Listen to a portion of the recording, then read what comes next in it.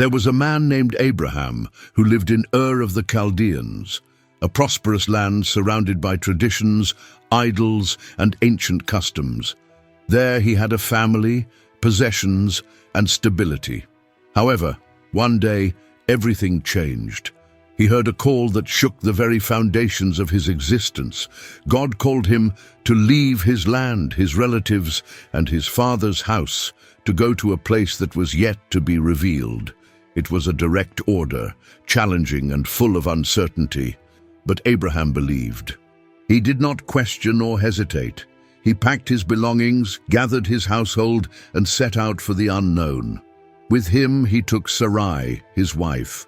Among those who accompanied him was Lot, his nephew, the son of Haran, Abraham's deceased brother. Lot was young, and his connection to his uncle was more than familial. After his father's death, he had found in Abraham a role model, someone who welcomed him as if he were his own son. So when the time came to leave, Lot chose to follow his uncle. Even without knowing where they were going, it was a strong bond, marked by care, loyalty, and trust. Subscribe to the channel for more exciting Bible stories and turn on notifications so you don't miss any videos. The journey was not easy. Long caravans crossed deserts, facing heat, fatigue, and insecurity. But there was something greater guiding them, the promise. Abraham followed in obedience, sustained by faith. Lot walked beside him, watching, learning, and being shaped by the example of that man of faith. They arrived in the land of Canaan, a new beginning, strangers in a strange land, but with the conviction that they were exactly where God wanted them to be. It was the beginning of a new story, not only for Abraham, but for everyone who was with him, including Lot. There, in that distant land, God slowly began to fulfill his promises. The family grew, the herds increased, and the servants multiplied, and with prosperity came the first signs of tension. Before continuing, I want to invite you to comment on which city or country you are watching from. Let's see how far this message is reaching. As time passed, life in Canaan began to flourish. Abraham, guided by the hand of God, experienced amazing growth. His flocks multiplied, his servants increased, and the influence of his name began to spread throughout the region. It was evident that the Lord's blessing was with him. Lot also prospered. As heir to a blessed lineage, and because he was close to Abraham, his possessions also grew. What was once just a family group had now become a large caravan. Tents, shepherds, cattle, servants. Everything expanded in number and weight. The land that had once welcomed them with tranquility was now beginning to show signs of its limits in the face of such abundance. The plains, once vast and sufficient, could no longer accommodate both of them. Water had to be divided, pastures had to be shared, and paths crossed more frequently. It was an abundance that was gradually beginning to cause discomfort. Despite the bond of love between Abraham and Lot, the coexistence between those who served them became more delicate. Veiled complaints began to arise, silent disputes over more fertile spaces, closer wells, greener pastures. The atmosphere, once peaceful and familiar, became tense and heavy, and yet the two men remained side by side, perhaps because of Lot's gratitude or because of the protection he felt from being close to his uncle. Perhaps because of Abraham's generosity, who did not want to send away his nephew, whom he had raised with such care. Separation was unthinkable at that moment, but something was changing. What had once been a journey shared out of necessity and affection was now becoming a silent test of coexistence and limits. Both were blessed, both were growing. But not every shared blessing means staying in the same place. The land, prosperity, and time were setting the stage for a difficult and inevitable decision. If this content is touching your heart, you can support this project by donating any amount by clicking on the Thanks a Lot button. Your support helps me continue telling these stories with dedication. As the days passed and their possessions increased, what was merely a nuisance became evident. Abraham's servants and Lot's servants could no longer live together in peace. The countryside was not enough. Water sources were fiercely contested. Voices were raised. Small arguments turned into exhausting confrontations. The shepherds on both sides began to fuel rivalries. It was no longer just about livestock and territory. It was about dominance, preference, and space. Neither side wanted to give in. The tension grew like sparks that could turn into fire at any moment. Abraham, attentive and sensitive, noticed everything. His heart was not only in the possessions he had acquired, but in the peace he had always sought to preserve. He watched the glances, gestures, and whispers between the camps. He knew that this environment was not conducive to the purpose he carried. He felt that if something was not done, the relationship between him and Lot would be deeply damaged. Lot, for his part, seemed torn. Although he respected his uncle, he also felt strengthened by his own prosperity. He was no longer just the young man protected by Abraham. He was a man with flocks, tents, servants, and perhaps a subtle desire to assert himself on his own. But the conflict did not come directly from him. It arose beneath the surface, among the men, in daily conversations, in constant friction. And like many family tensions, it grew silently, accumulating without being addressed. It was in this climate of growing discomfort that the relationship between Abraham and Lot began to be tested. They had not argued. There were no shouting matches or insults, but the harmony that had bound them together was threatened, and the signs were before them, as clear as the desert sky. The vast land now seemed small. Living together, once natural, now became difficult, and what began as a simple conflict between shepherds revealed, in fact, a decisive moment in the journey of these two men. A moment when it would be necessary to choose between maintaining the appearance of unity or seeking true peace, even if it meant going their separate ways. Abraham did not wait for the conflict to explode. As a man of peace and vision, he took the initiative. He did not allow discord to take root, or the bond with Lot to be tainted by resentment.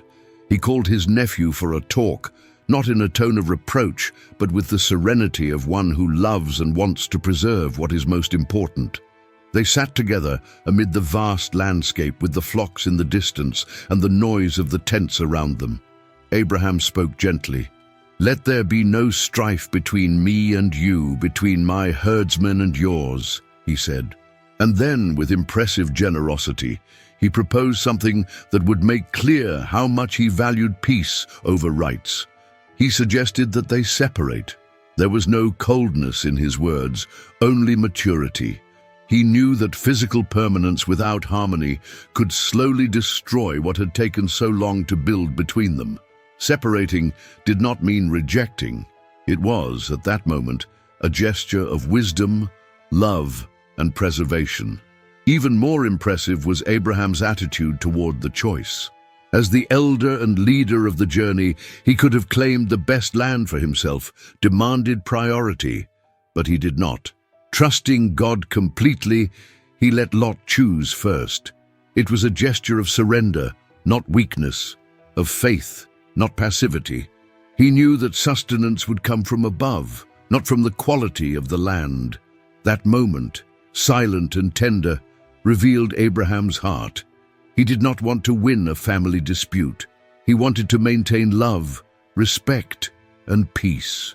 It was more important to preserve the relationship than to win the argument. He understood that the true blessing was not in the advantage, but in obedience and trust in the God who guided him. As Lot pondered the proposal, perhaps the first seeds of a decision that would change his destiny were being sown in his heart. But at that moment, everything was still up in the air. It was time to choose.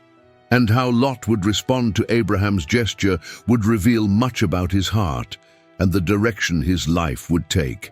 Faced with Abraham's generous proposal, Lot found himself before a choice that would define his future. The decision was in his hands, and without hesitating for long, he looked at the Jordan Valley, a fertile, green, well-watered region similar to the gardens of Egypt. It was a land that caught the eye, promising to those who sought to prosper quickly. Lot chose based on appearances. The beauty of the land, the visible abundance, the apparent comfort, everything seemed ideal for his flocks and for the growth of his household. It was a logical, strategic, perhaps even ambitious decision, but it was not guided by spiritual discernment. Lot did not consult God, nor did he consider the hidden risks behind that lush landscape. The region that attracted him so much was close to cities known for their wickedness, Sodom and Gomorrah. Cities where evil had taken root, where values were corrupt, where justice had been forgotten. Yet this did not seem to be an immediate concern for Lot. His eyes were fixed on the good land, and his soul did not perceive the danger around him. He separated from Abraham and headed east. At first, he pitched his tents near Sodom, but over time he moved closer and closer until he was living within the city. What began as a geographical choice evolved into a change of environment, culture, and spiritual influence. Seeing him leave, Abraham remained where he was, calm. There was no resentment, no words of reproach, only silence and trust. He knew he had done the right thing and that God would take care of everything. Lot, however, with his decision, was walking toward a reality he did not yet know, but which would have profound consequences for him and his family.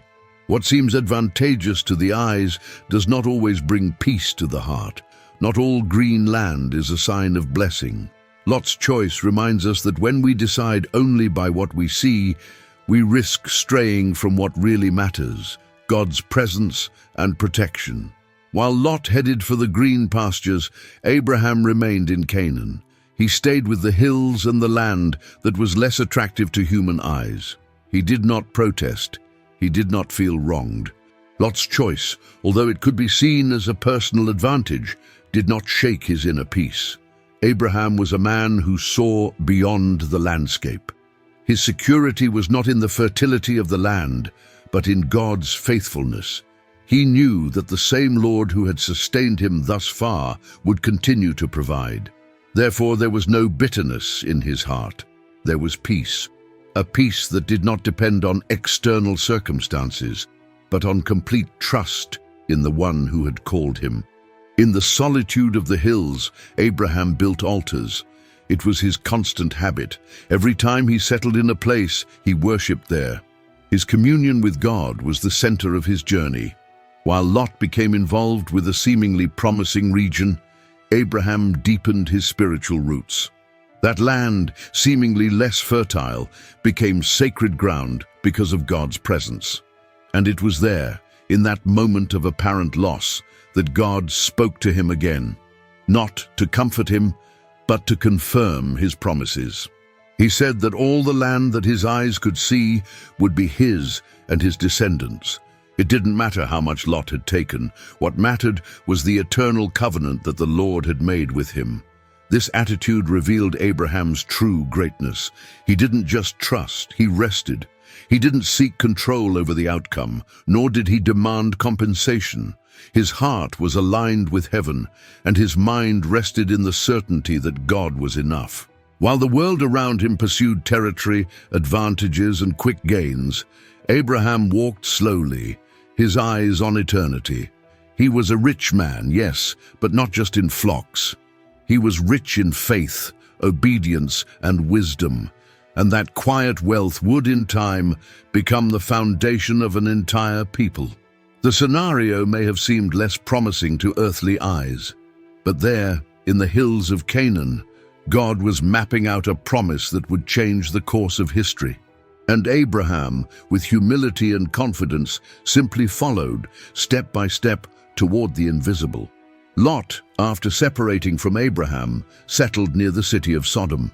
At first, his tents were outside the walls, at a safe distance, still connected to the countryside and the routine of herding. But over time, he moved closer and closer, and before he knew it, he was living inside the city. Sodom was prosperous in resources, but corrupt in its customs. Evil grew openly, without shame or limits. The values of that society were opposed to everything that was just and pure, yet Lot remained there. Perhaps out of convenience, perhaps because he believed he could remain upright even surrounded by corruption, perhaps because he feared starting over again in another place. But living there came at a price. Little by little, his family absorbed the environment around them. His daughters grew up in that context. His wife became accustomed to the city. And although Lot preserved an inner sensitivity, for his soul was distressed to see such wickedness, his influence on the city was small. He did not transform it. He was transformed by it. There were no more wide pastures, no more freedom of the fields. There was apparent security, status, urban comfort, but spiritually Lot lived in constant tension. He knew the God of Abraham. He knew what was right, but his choices had put him in a dangerous place, and leaving didn't seem so simple anymore. The consequences were not long in coming. The alliances of that city dragged him into wars that were not his. In a moment of regional conflict, Lot was taken captive with his household. His life and that of his family were at risk, and it was Abraham himself who had to rescue him, risking everything for the one who had chosen to go down another path. Lot's choice, based on the appearance of the land, brought silent pain. He had prospered, yes, but now he lived within corrupt walls, struggling to keep his faith amid decay, and the worst was yet to come. His story reminds us that it is not enough to know what is right. We must decide based on what is eternal. The place where we live shapes our days, our relationships, our children, and a poorly guided choice, even with good intentions, can take us far away from the peace we so desire. Time passed, and the wickedness of Sodom and Gomorrah grew before the eyes of the Lord. The cities had become symbols of perversion and injustice. Their sins cried out to heaven, and divine judgment was approaching. It was in this setting that God decided to reveal to Abraham what was about to happen. Abraham was in his tent when the Lord, in the form of heavenly visitors, came to meet him. After a meal, the angels left for Sodom, and Abraham remained before the Lord. The atmosphere was solemn. What was to be announced there was not just an act of judgment, it was a profound test for the heart of that man of faith. Upon learning that Sodom would be destroyed, Abraham did not think only of justice. His heart immediately turned to Lot. He knew where his nephew lived. He knew of the danger that was approaching, and then he did something remarkable.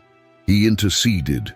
With boldness and reverence, he began to dialogue with God, crying out for mercy. "If there are 50 righteous people, will you destroy the city?" he asked, and God answered patiently. But Abraham did not stop.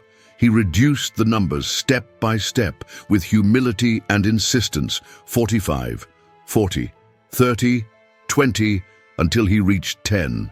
He was not negotiating. He was interceding with compassion. With each word, he revealed the zeal of a heart that did not want to see the destruction of innocent people. More than that, he showed that despite the separation, he still loved Lot. The family bond remained alive. Distance did not erase his care. Time did not weaken his memory. God listened, and although judgment was inevitable on the corrupt city, the Lord decided to spare Lot because of Abraham's intercession. Angels were sent. The destruction would be held back until Lot's family was safe. Abraham, from the top of the hills, saw the dawn cast smoke over the valley, but he also knew that his prayer had not been in vain. God is just, yes, but he is also merciful. And the cry of a righteous person, made with sincerity, can change destinies.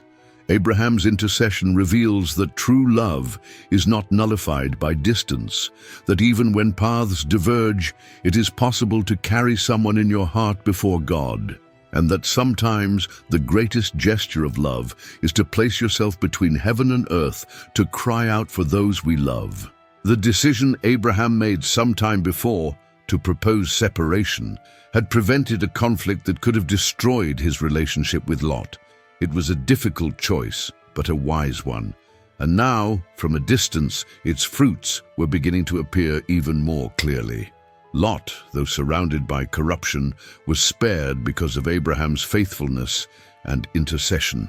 The angels arrived in Sodom at dusk and found Lot sitting at the city gate, looking influential but exhausted. They warned him urgently, "Get out of the city with your family, for judgment is near." Still, Lot hesitated, perhaps because of attachment, perhaps because of fear of what lay beyond.